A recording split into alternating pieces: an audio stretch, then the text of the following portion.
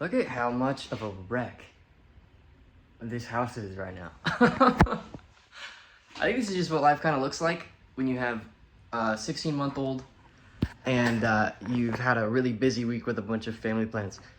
Anyway, that's just life, right? And yesterday I got to spend pretty much all day. I had one meeting yesterday and I brought in $8,000 in profit for my business. And a couple weeks ago, I mentioned this a couple times on the channel, but I'll say it again here. I had my first $50,000 profit 24-hour period. And I'm not that special. Like, I'm not that smart. Genuinely, I'm really not. I'm not some sort of like a crazy smart entrepreneur. I just am following this really, really simple rule every day, and I've been following it for years now. And I got it from Jeff Bezos. And I got it from listening to hours and hours of his interviews with reporters or even shareholders or board meetings, etc. And I just wanted to put a very simple video together today. It's going to be sort of a short one. And it's something that I'll reference one of my one-on-one clients who is working with me right now, and they've just crossed 6 figures a month. Okay, they were one of those clients that took a little bit longer than I usually like because we were just figuring out so much. But then again, they had barely any proof of concept. They'd only sold a couple copies of their offer. But now they're doing $100,000 a month, and that's like a 60 to 70% margin. And there's a lot of room to scale this as well. And it took us a couple months. It took us like 4 or 5 months to really, like, he was doing, 10, 15, 20 grand a month with me for a minute, for a while. And in that time, I was reminding him a simple creed that I even have in my other company. Yesterday we had 12 sales calls on the calendar. We were charging $5,800, now we charge $4,800. We feel like people are getting kind of some sticker shock, so we close about 25% with that other company. I'm gonna make an update video on how that business is going. I haven't made an update video in a very long time because there's just kind of been nothing to talk about, but we made a big pivot. And I followed over there as well, and it's this rule, and it's a super simple rule, and it's basically the idea that all you have to do as an entrepreneur is make 1 to 3 high quality decisions a day, and then you're done. That's it. Okay? And it's not that hard to do. What's really neat is, as entrepreneurs, we don't get paid for how hard we work. We get paid for the quality of our commitments and the quality of our decisions. And I want that to really sit in for a sec. Like, really think about this. You don't get paid for the quality of your work, you don't get paid for how hard you work. You get paid to the degree that your commitments, so the angle, the niche you're going after, the platform you're going after, the team you bring on, etc., your commitments, the things you long-term commit to, and the quality of your decisions in the execution of those commitments, okay? So low-quality decisions are very spontaneous, emotional decisions, often decisions driven out of scarcity or fear. High-quality decisions are decisions that consider the long term, the 12, 24, 36-month term, okay? And decisions that, open up new, better, future good decisions as well. Decisions that compound. And what's cool is each decision that you make, you can imagine 365 days in a year, right? And everybody kind of intuitively understands that if you get 1% better a day, you're 365% better at the end of the year. But that assumes that 1% isn't compounding. If you compound the 1%, so when you go from 100 to 101 Tuesday, then by Wednesday, that 101 is your new 100. And then you do 1% on top of that. So it's compounding. So each one means 1.1, then 1.3, then 1.6, then 1.9, then 2.4, then 2.8. Each decision has more and more weight over time.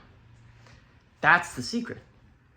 It's that simple. But the problem is we live in a sort of it's overly said. Everybody understands we live in a culture that glorifies quick success.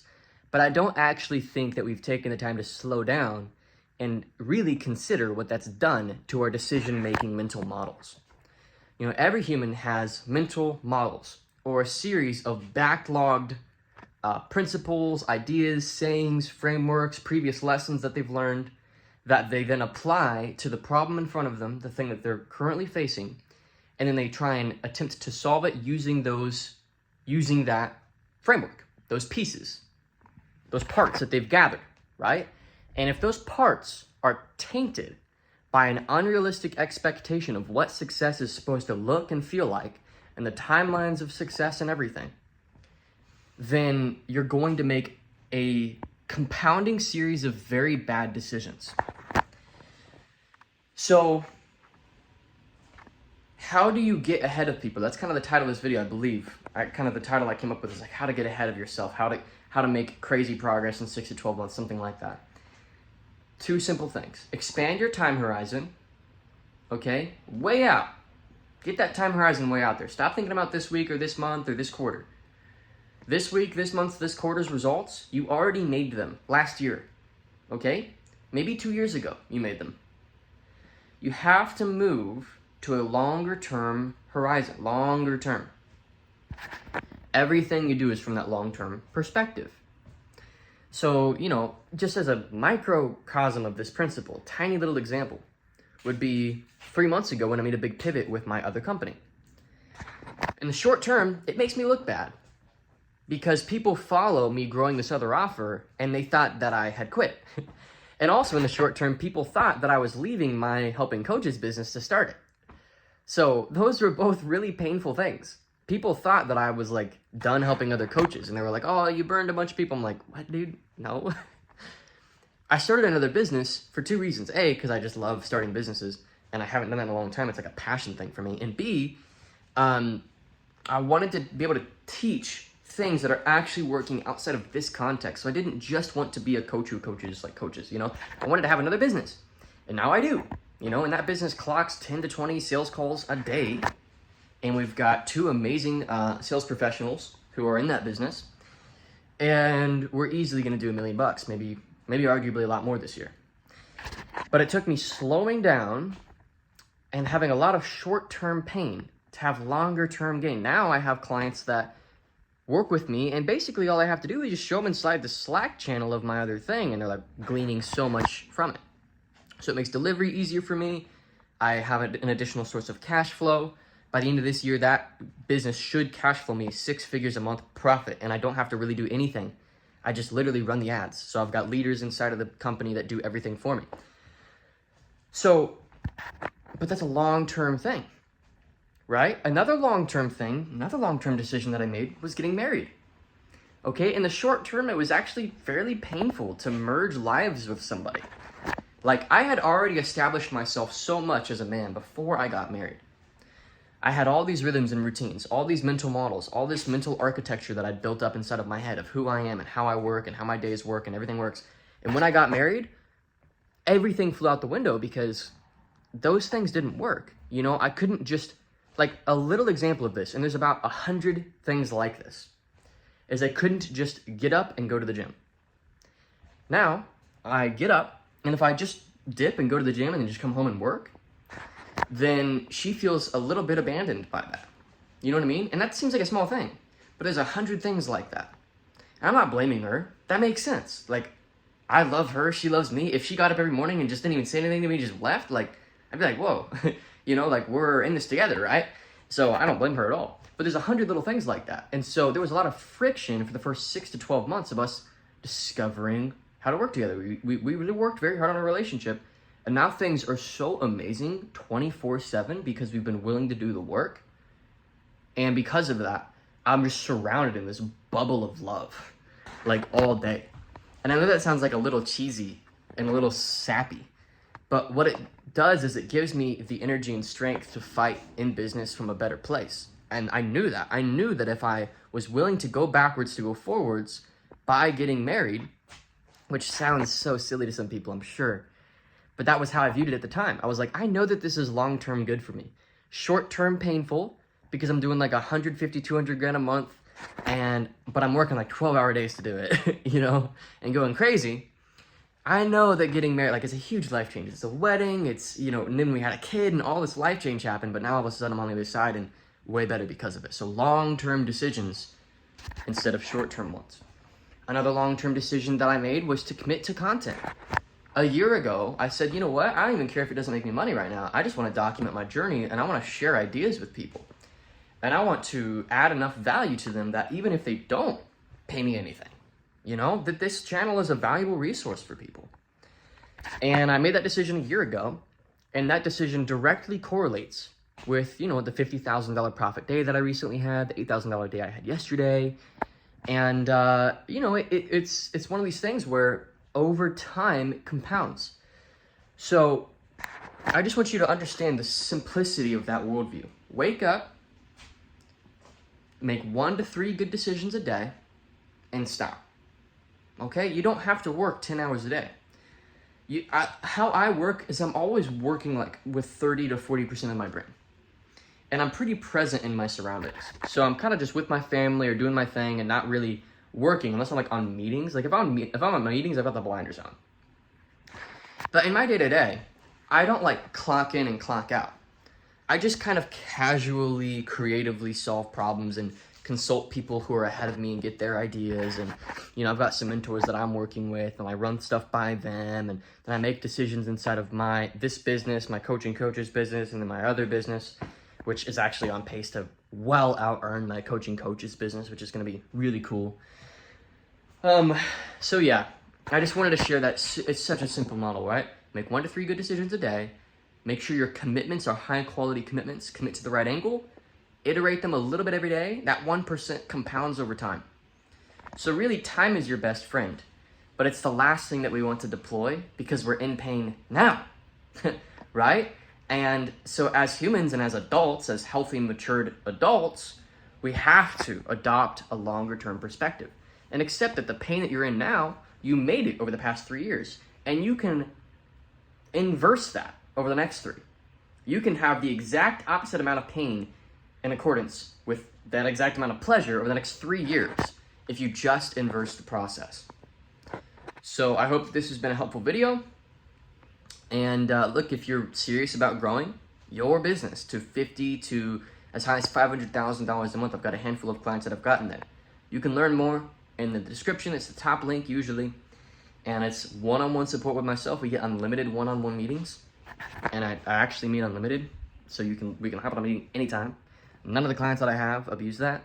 But I only have space for about 2, sometimes 3 of those a month. Okay? And I'm somewhat picky with kind of who I work with. I've already had 1 sign up this month, so if you're, you know, wanting to get started, I think it's May 6th when I'm recording this, I think. May 6th. And it should go up today or tomorrow. And so you can learn more about that. And what that looks like is we design your organic content strategy and your paid advertising around your messaging, your character, your unique process, and we drive a consistent conveyor belt like sales system. Whether you're organic or paid, you have to think in systems. And a lot of people don't. And that's kind of what I can bring to the table is I can help you machine your business in a way that puts you right in your seat of what you enjoy doing, and everything else is just like an engine that runs around you. And that's how you build a business that can sustainably scale to $50,000, $100,000, $250,000, $500,000 a month is you're just doing the stuff that you like. Even in my other business, the Kingdom Closer Academy, we help Christian men learn sales, get placed on an offer. And in that business, I'm not doing anything I don't enjoy. You know, I'm literally just running the ads in the funnel. And that business is a 55% profit margin, which is really good on cold traffic. They don't even know who the frick we are, you know, and they're booking a call off of a sales video and then getting some pre-call material that they digest. And then by the time that they're on a call, they're ready to buy, you know, if they have the money, they buy basically. And with that business, I literally only do the funnel. So I do the ads, I do the video sales letter, I do the thank you page after booking, and I do the economics of the whole business. I have somebody who actually runs the program for me. I don't do any of the coaching, and the clients love it. We had somebody get placed on an offer yesterday, and they joined the program because, you know, they've got a kid coming, and they want to be able to work from home. And they have a very, very busy job, I think like an Amazon warehouse job, where they're like a manager at this warehouse. And they're like, I want to be home with my kid. Like, even if I only make like 6 or 7 grand a month instead of like my 12, like, I need to be home. And so, yeah, he's going to be able to achieve that. And I didn't have any part in that. I literally just generated the sale, and yeah, I still kept 70% of the profit from that sale. So you got to design businesses that enable you to play the roles that you're most excited about. You know, I've accepted that I'm a front-end kind of a guy. I'm a messaging and beliefs kind of a guy. This is why on this channel, I teach you guys all about belief engineering and getting people to pre-believe in what's necessary to buy your thing, right? For example, if you sold Tesla back in 2010, these days it's a little different, but back then it was like, the earth is crumbling, go green, buy an electric car, right? So the pre-belief is something bigger than all of us that we can all accept. In KCA, the thing that's bigger than all of us is jobs they're not only not safe, but they're not flexible. So you're unsafe and you've got handcuffs if you have a job. And most people with jobs can agree with that.